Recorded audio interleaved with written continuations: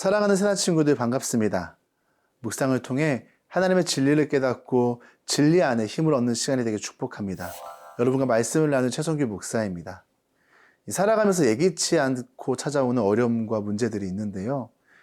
관계의 어려움, 건강의 어려움, 재정 또는 가족의 어려움 등이 있죠. 그런데 이런 문제가 때로는 하나님 무엇을 하고 계신가 라는 불만과 불신으로 이어지고 그것은 우리의 믿음의 여정에 발목을 잡을 때가 있습니다. 그래도 시편 기자는 우리가 붙잡아야 할 것을 알려주는데요. 그것이 무엇인지 말씀을 통해 함께 살펴보겠습니다. 오늘의 주제는 그래도 하나님입니다. 오늘의 말씀은 시편 44편 9절에서 26절입니다. 그런데 이제 와서 주께서 우리를 외면하시고 수치를 주십니까? 더 이상 우리 군대와 함께하지 않으십니까? 주께서 우리를 적 앞에서 물러나게 하시니 우리를 미워하는 사람들이 우리를 멋대로 약탈해 갑니다. 주께서 우리를 잡아먹힐 양처럼 내어주셨고 이방 민족들 가운데로 흩어버리셨습니다. 주께서 주의 백성을 헐값에 넘기시니 주께는 돈벌이도 되지 않습니다. 주께서 우리를 이웃의 비난거리가 되게 하시고 주변 사람들의 조롱거리와 웃음거리가 되게 하셨습니다. 주께서 우리를 이방 민족들 가운데 본보기가 되게 하시니 저 사람들이 우리를 보고 고개를 젓습니다.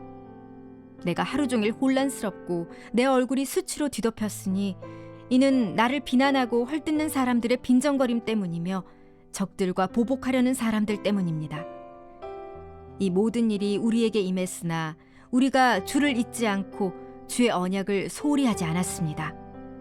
우리 마음이 돌아서지 않았으며 우리 발걸음도 주의 길을 벗어나지 않았습니다.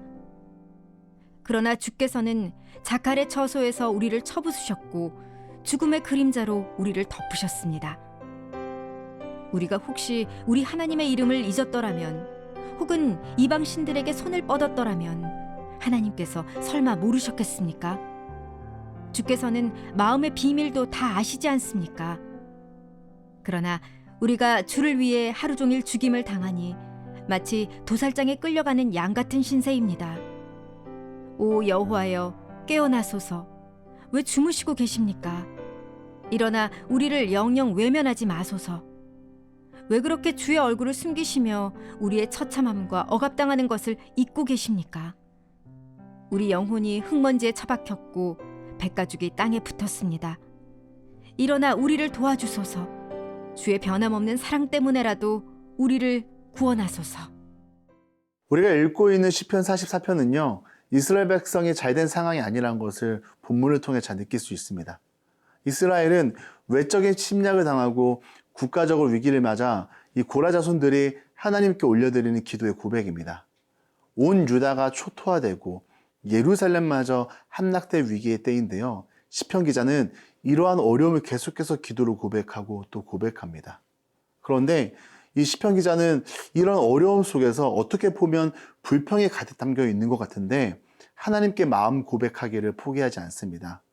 사실 이러한 상황이면 기도조차 하지 않는 이들이 많은데 어떻게 시편 저자는 계속 기도할 수 있을까요?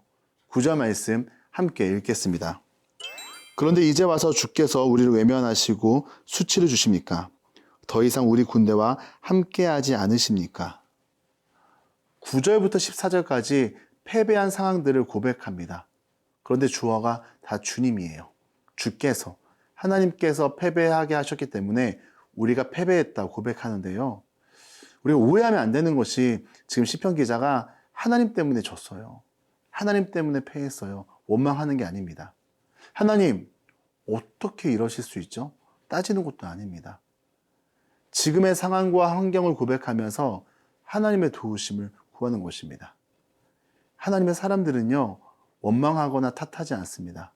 그렇다고 그 자리에 주저앉아 있지도 않습니다. 그러면 어떻게 하느냐? 하나님께 기도합니다. 더 간절히 하나님의 도움을 구하는 자리로 나아갑니다. 이것을 한마디로 정리하면 하나님의 주권을 인정한다는 거예요. 우리의 성공도, 우리의 패배도 다 주님 손에 있다는 것이죠. 비록 패배했지만 하나님은 여전히 우리를 선한 길로, 좋은 길로 인도하시고 이끄신다는 믿음을 가지고 있는 것을 잘 보여주고 있습니다. 여러분은 이러한 수치와 어려움을 당할 때에 어떻게 반응하시겠어요? 어떤 사람들은요, 하나님께 불평하며 그분을 떠나기도 합니다. 그러나 우리가 기억할 것은 그럼에도 불구하고 하나님은 여전히 일하신다. 새로운 일들을 준비하시고 인도하신다라는 놀라운 진리입니다. 사랑하는 새나 친구들, 하나님은 그래도 일하신다라는 믿음이 우리 친구들 안에 굳게 자리 잡히길 기도합니다. 여전히 상황과 환경은 달라지지 않았지만 기도의 자리로 나아가는 시편의 저자처럼 우리도 포기하지 않고 기도로 하나님 앞에 나아가는 우리 친구들이 되길 축복합니다.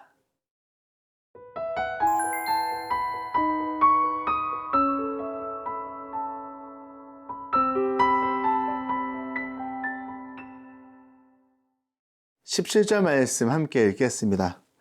이 모든 일이 우리에게 임했으나 우리가 주를 잊지 않고 주의 언약을 소홀히 하지 않았습니다. 하나님의 주권을 인정하는 사람은요, 어려움 앞에서 어떻게 할까요? 자신을 돌아봅니다. 혹시나 자신들이 주님을 잊어버리지 않았는가? 그분을 떠나지 않았는가? 죄가 우리 안에 머물고 있지 않는가? 말씀을 잘 붙들고 있는가? 이렇게 자기 자신을 돌아봅니다. 그러면서 하나님께 뜻을 묻고 자신을 살피며 회복을 구하며 기도하죠. 믿음은요, 어떤 상황과 환경에서도 여전히 하나님을 붙잡게 만듭니다. 수많은 조롱과 많은 소리들이 들려와도 우리는 그래도 하나님, 이런 선택을 하게 만듭니다. 그래서 우리의 믿음은요, 계속해서 자라야 합니다. 어떻게 자랄 수 있을까요? 편해서는 자랄 수가 없습니다. 여러분들도 자라면서 무조건 겪는 것이 있죠. 성장통입니다. 이 청소년기에 몸이 급격하게 자라면서 관절들이 아픈 것을 말하죠. 성장의 고통을 겪어야 더 크게 자랄 수 있습니다. 우리의 믿음도요, 이런 고난과 어려움을 통해 더 견고해지고 성장하게 됩니다. 사실 모든 도전과 성장에는 고통이 따르잖아요. 지금 이스라엘 백성들은 이런 믿음의 성장통을 겪고 있는 것입니다. 이러한 성장통을 통해 또 다른 믿음의 사람들이 훈련되어지고 세워지는 것이죠. 어떻게 시편 저자는 하나님을 자랑하고 찬양하고 감사할 수 있을까요? 이미 이 저자는요, 이러한 믿음의 성장통을 겪으면서 일어섰기에 이런 상황에서도 찬양하고 자랑하고 기도할 수 있었습니다. 사랑하는 새나 친구들, 우리 친구들이 이렇게 하나님의 주권을 인정하면서 믿음의 성장통을 잘 넘어서는 은혜가 있길 축복합니다. 그래서 어떤 어려움과 조롱하는 소리, 신앙을 흔들리게 만드는 유혹의 소리가 들려와도 우리의 대답은 무엇이다? 그래도 하나님뿐이다. 이렇게 멋지게 고백하는 우리 새나 친구들이 되길 축복합니다. 사랑하는 주님, 우리 안에 어떤 어려움과 상황이 찾아와도 하나님의 도우심을 구하며 믿음으로 기도하기 원합니다. 시간이 지날수록 묵상의 자리로 나아갈수록 우리의 믿음도 함께 성장하도록 성령님 도와주세요. 예수님의 이름으로 기도드립니다. 아멘.